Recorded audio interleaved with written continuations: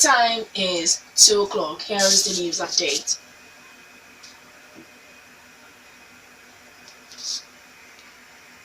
Lecturers of Moshood Abiola Polytechnic at Beokuta Mapoli have suspended their 4-month-old strike over the uncertainty on the status of the institution. Academic staff of the Polytechnic ASUP announces the suspension of the strike after a meeting of its Congress held at the institution's campus. ASUP chairman in the institution, Kola Abiola, announcing the strike suspension to newsmen after the meeting says the decision was taken following intervention and appeals by stakeholders including dignitaries within and outside the state. Abiola hopes the decision will enable the state government to revisit the issues that compelled the lecturers to embark on the strike. The ASUP chairman says it is now left for the institution's management to decide on when the suspended semester examination will be conducted. The strike followed the disagreement between the lecturers and the state government on the upgrading of the Polytechnic into Moshood Abiola University of Science and Technology and a planned transfer of Mapoli staff to the newly created Ogun State Polytechnic Ikbukia.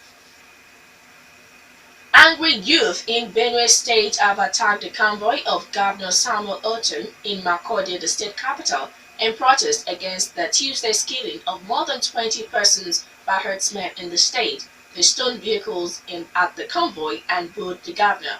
Autumn had gone to placate angry over the youth staged a violent protest against the killing and blocked all roads leading into the city. Soldiers had to be hurriedly deployed to engage the protesting youth, resulting into shootings. Communications Minister Alhaji Adebayo Shitu says the electioneering campaign of President Muhammadu Buhari for a second term in office has taken off.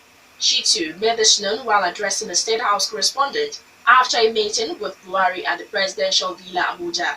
He told the correspondent that he had just been appointed as the national chairman of the Board of Trustees of the Buhari Osinbajo Dynamic Support Group to kickstart the campaign. The minister says Buhari is yet to make up his mind on whether or not to seek re-election in 2019, but he insists that the president must contest the 2019 presidential poll. He says that himself and other die-hard supporters of Buhari will prevail on him to join the 2019 presidential race. Intense storms are sweeping across Western Europe, causing 3 deaths and widespread disruption. Tens of thousands of people have been affected by power cuts and air travel has been disrupted.